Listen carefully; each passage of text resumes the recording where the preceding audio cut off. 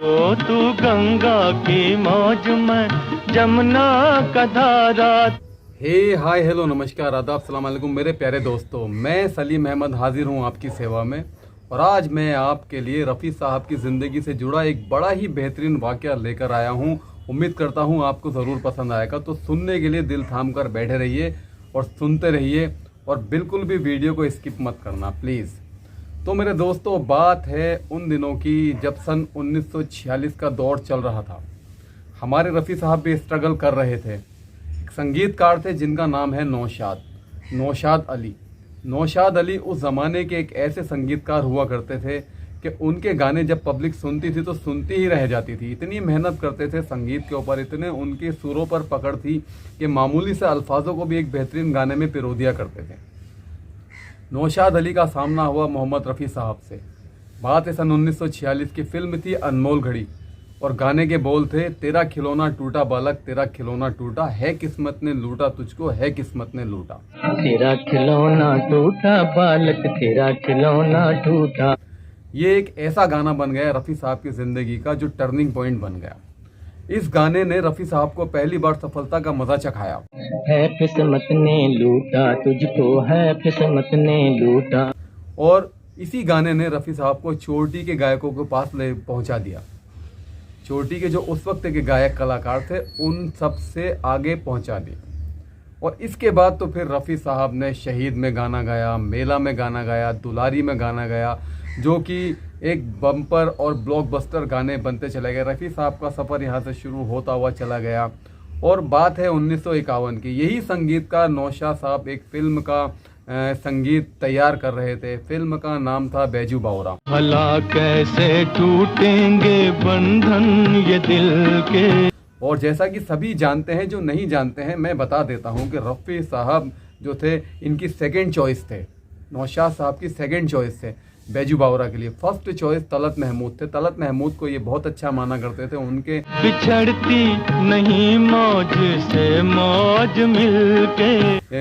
उन्होंने उनको बहुत सारे गाने गवाए हैं।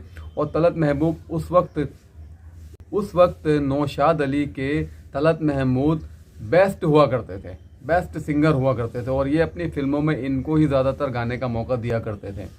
तो नौशाद साहब 1951 में ओ तू गंगा की मौज में जमुना का धारा। अपनी फिल्म बैजू बावरा के संगीत के लिए इनको बिल्कुल हायर करने के लिए तो नौशाद साहब ने एक घटना देखी। उस घटना में नौशाद साहब ने देखा कि तलत महमूद साहब जो है वो स्मोकिंग कर रहे हैं।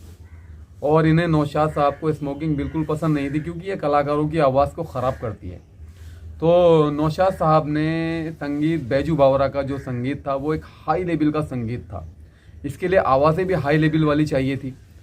और कहते हैं कि एक बेहतरीन कलाकार को अपने कला का प्रदर्शन करने के लिए सब कुछ कुर्बान करना पड़ता है।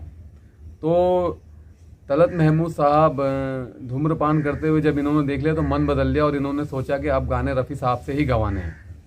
तो रफ़ी साहब को जो है बैजू बावरा फिल्म में गाने के लिए हायर कर लिया गया। और रफ़ी साहब सबकी उम्मीदों पर पूरे खरे उतरे। रफ़ी साहब ने बैजू बावरा फिल्म का जो गाना गाया है, ओ दुनिया के रखवाले सुन दर्द भरे मेरे नाले, इस गाने का कोई तोड़ नहीं, कोई सानी नहीं है। रहती दुनिया तक इस गाने को इस तरह से, जिस तरह से रफ़ी साहब ने गाया है, कोई भी गायक कलाकार नहीं गा सकता। ये मैं चैलेंज देता हूँ। तो मेरे दोस्तों, रफ़ी साहब एक बेहतरीन गायक कलाकार के साथ साथ एक बेहतरीन इंसान भी थे। ये बार बार मैं आपको बता चुका हूँ, बुलंद किरदार इंसान। तो उनके इस बुलंद किरदार ने कि वो स्मोकिंग नहीं किया करते थे और मजबूर कर दिया नौशाद अली को कि वो उन्हें अपने संगीत निर्देशन में लेकर गाने बनाने लगे।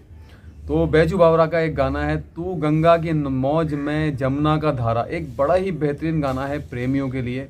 और मैंने उस गाने को बार बार सुना है, आप भी जाके सुनिएगा। तो और भी बहुत सारे गाने जो गाए रफ़ी साहब ने वो अमर होते चले गए। तो यहाँ से रफ़ी साहब का हमारे सफ़र शुरू हुआ है कामयाबी का, कि अनमोल घड़ी के गाने के बाद शहीद, मेला, दुलारी, इन फिल्मों ने रफ़ी साहब को एक स्थापित गायक के तौर पर बॉलीवुड में स्थापित कर दिया। और फिर उन्होंने कभी मुड़कर पलटकर नहीं देखा। इसी दौर की बात है कि शंकर जयकिशन, जो कि एक बड़े संगीतकार रहे हैं और वो अपनी फिल्मों में ज़्यादातर मुकेश साहब को गाना गवाया करते थे। और उस वक्त के दौर में शंकर जयकिशन राज कपूर साहब के फेवरेट संगीतकार थे। राज कपूर साहब अपनी फिल्मों में शंकर जयकिशन के संगीत को ही लिया करते थे, लेकिन राज कपूर साहब की एक प्रॉब्लम थी कि वो जो गाने खुद पर फिल्माया करते थे वो सारे के सारे गाने वो मुकेश साहब की आवाज़ में ही हुआ करते थे। तो मुकेश साहब की आवाज़ में जो गाना होता था वो राज कपूर साहब के ऊपर बहुत ज़्यादा फिट बैठता था।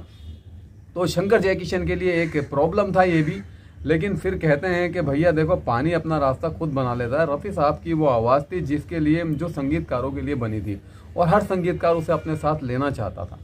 तो उस दौर के अंदर शंकर जयकिशन ने भी रफ़ी साहब से अपनी फिल्म में गाना गवाया और वो इतना प्रभावित हुए। उसके बाद उन्होंने शंकर जयकिशन के जब गानों की डिमांड बढ़ी, रफ़ी साहब ने जो गाने गाए, जब उन गानों की डिमांड बढ़ी तो शंकर जयकिशन ने बार बार अपनी फिल्मों में रफ़ी साहब को रिपीट किया। और कितने ही गाने ऐसे हैं जिसमें जो राज कपूर साहब के ऊपर फिल्माए गए हैं लेकिन वो गाए रफ़ी साहब ने हैं।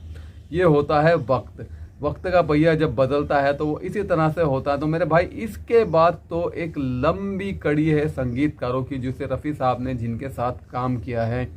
रवि हैं, मदन मोहन हैं, एस.डी. बर्मन हैं। एस.डी. बर्मन ने भी फिर एक नई कला को स्थापित किया और रफ़ी साहब और आशा भोसले के गानों को उन्होंने जो है संगीतबद्ध किया और वो गाने इतना ज़्यादा चले कि पब्लिक आज भी उन गानों को सुनना पसंद करती है। एस.डी. बर्मन यानी सचिन देव बर्मन जी एक बहुत ही बेहतरीन संगीतकार रहे हैं अपने वक्त के और आज भी लोग उनके गाने सुनना पसंद करते हैं। तो मैंने भी उनके बहुत सारे गाने सुने हैं, मैं आपको 2-4 गाने सुनवाऊंगा भी। तो मेरे भाइयों इसी तरह से रफ़ी साहब ने सचिन देव बर्मन जी के लिए आशा भोसले जी के साथ डुएट सॉन्ग किए हैं, बहुत ज़्यादा डुएट सॉन्ग किए हैं और बहुत ही बेहतरीन डुएट सॉन्ग किए हैं। तो ये था हमारे रफ़ी साहब का सफ़र कि उन्होंने जब